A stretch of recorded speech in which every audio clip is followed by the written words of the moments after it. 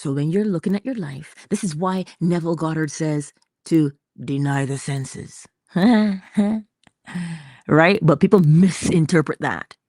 When he says to deny the senses, he's saying to you, yes, you're going to have these experiences, but they are not fact.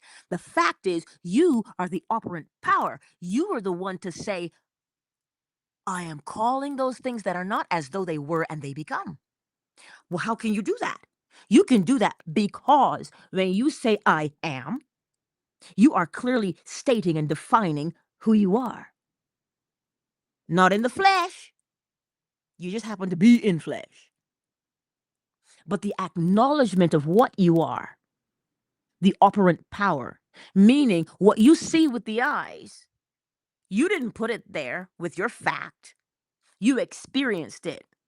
So the doctor says, well, unfortunately, or the banker says, you don't qualify. Sure, your pay stubs will show that you might not qualify, and that's the truth because it's there in the numbers.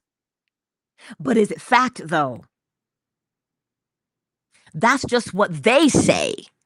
But if you know that you are the operant power, well, how do you know you're the operant power? As within, so without. What you say you are, you have to do and be.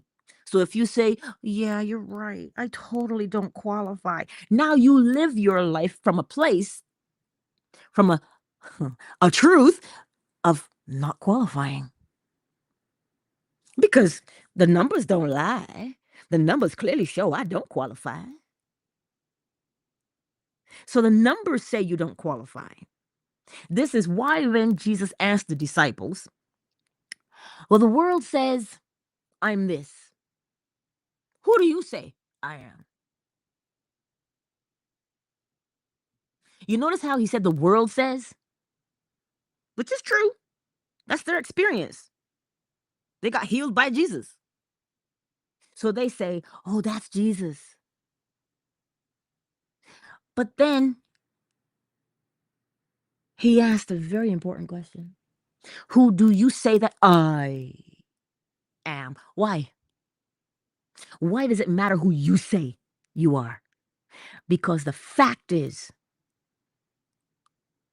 as within, so without. What you say you are, you have to do, thereby creating your truth. So it is either you are going to be manipulated into believing somebody else's truth, or you know how to create truth.